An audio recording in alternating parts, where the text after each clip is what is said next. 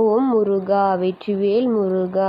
என் அன்பு குழந்தையே, இந்த மங்களகரமான தினத்தில் உனது பிரச்சனைகளை எல்லாம் போக்கி நீ கேட்ட வரங்களை உனக்கு அள்ளித்தர உன் அப்பன் முருகன் வந்திருக்கின்றேன். இந்த பதிவை முழுமையாக கேள் என் தங்கமே. என் அன்பு குழந்தையே, இனி உன் வாழ்க்கையில் சந்தோஷமாக மாற்றம் வரப்போகின்றது. அதை கூறத்தான் உன் அப்பன் நான் இங்கு வந்திருக்கின்றேன். உன்னிடம் அந்த விஷயத்தை சேர்க்க நீண்ட நேரங்களாக காத்து கொண்டிருக்கின்றேன். ஆனால் நீயோ உன் மனதை போட்டு குழப்பிக் கொண்டிருக்கின்றாய். என் வாழ்க்கை இப்படி ஏன் போகின்றது? என் விதி இப்படியே போய்விடுமா? என் சந்தோஷங்கள் கூட என்னை விட்டு படிப்படியாக குறைந்து கொண்டே இப்பொழுது இல்லாமல் போய்விட்டது என்னாலே என்றெல்லாம் நீ அதை நினைத்து புலம்பிக் கொண்டிருக்கிறாய்.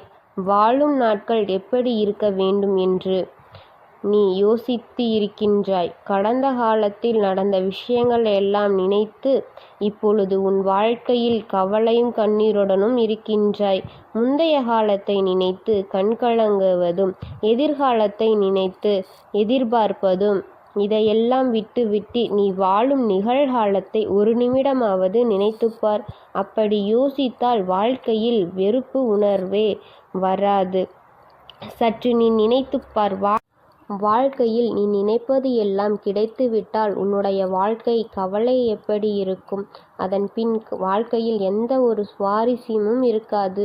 உன் இழப்பின்றி வெறுமையாக கிடைக்கும் எதுவும் உன் வாழ்க்கையில் முழுமையாக நிலைக்காது. அது உன் கையில் எளிமையாக கிடைத்துவிட்டால் அதன் அருமை உனக்கு எப்படி தெரியும்? அதில் தெரியாமலே போய்விடுமே.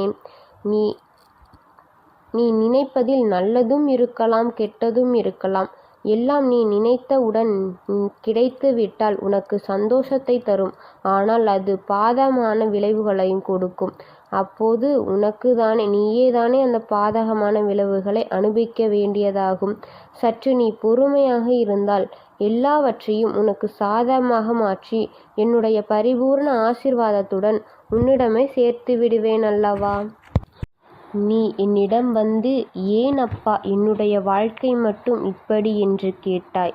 என்னால் மட்டும் ஏன் எதையும் சாதிக்க முடியவில்லை என்று நீ என்னிடம் கேட்டாய். நீ என்னிடம் முறையிடுவதை நிறுத்திவிட்டு உன்னுள் நிறைய திறமைகள் உள்ளது. ஆனால் அதை உன்னால் கண்டுபிடித்து செயல்படுத்தத்தான் முடியவில்லை.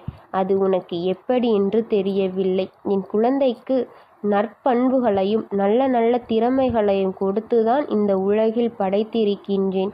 நீ சாதிக்க பிறந்த என் குழந்தைதான். ஆனால் உன் வாழ்க்கையில் கஷ்டம் என்ற ஒன்றையே நினைத்து கொண்டு அதிலேயே உன்னை தேக்கிக் கொண்டிருக்கின்றாய். அதனால்தான் உன் வாழ்க்கை நீ ஏதோ அதே இடத்தில் நின்று கொண்டிருக்க வைத்திருக்கிறது. நீ அதை விட்டு வெளியே வா. நேரமும் நிமிடமும் ஓடிக்கொண்டேதானே இருக்கும். உனது வாழ்க்கைக்கு எது தேவையோ எது தேவையில்லையோ என்று ஒரு பட்டியலிட்டுக்கொள். உனக்கு எது தேவையோ அதை முதலில் நிறுத்து. அதற்கான முக்கியத்துவத்தையும் கொடு. அதற்கான முழு உழைப்பையும் பொறுமையாக காத்திரு. அதை விட்டு உனக்கு தேவையில்லாதவற்றையும் உனக்கு வழி கொடுத்தவர்களையும் எண்ணிக்கொண்டே இருந்தால் உன்னால் முன்னேறவே முடியாது என் குழந்தையே. எல்லாவற்றையும் நீ கடந்து வந்தால் மட்டுமே உன்னால் வெற்றி என்ற பாதையில் பயணம் செய்ய முடியும். உனக்கான உன் எதிர்காலம் காத்து கொண்டிருக்கிறது. முதலில் உன் பயணத்தை நீ தொடங்கினால்தானே நீ சேரும் இடத்தை அடைய முடியும். பயணத்தை விட்டு தயக்கம் கொண்டே இருக்காதே. பயத்தை முறித்தால் மட்டும்தான் உனக்கு துணிச்சல் பிறக்கும். உன் துணிச்சல் தான் உன் கஷ்டங்களை இஷ்டப்பட வைத்து உனக்கு வெற்றிக்கு வழிவகுத்திடும். அதை அடைய உதவியாகவும் இருக்கும். நீ முயற்சி மட்டும் செய்.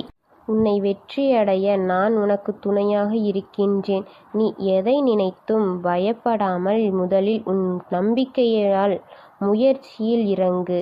பிறகு தானே உனக்கான வெற்றி என்ற மகுடம் சூட நானே உனக்கு வருகின்றேன். எப்பொழுதுமே கடந்து போன விஷயங்களை எல்லாம் நினைத்து கலங்கினால் நீ அதே இடத்தில்தான் நின்று கொண்டிருப்பாய். நீ உன் வாழ்க்கையை திரும்பி பார்த்தால் அந்த கஷ்டகாலங்கள் மட்டுமே உன் கண் முன்னால் இருக்கும். அதனால் தான் உனக்கு கூறுகின்றேன், நீ துணிச்சலுடன் உன் வாழ்க்கையை உழைப்பை போடு, உனக்கான வெற்றி நான் தருகின்றேன். நான் இருக்க பயமேன்? வேலுண்டு வினையில்லை, மயிலுண்டு பயமில்லை. ஓ முருகா போற்றி. என்னுடைய நாமத்தை கூறி உனக்கான வழிகளை எல்லாம் போக்கிக்கொள். ஓ முருகனே போற்றி போற்றி.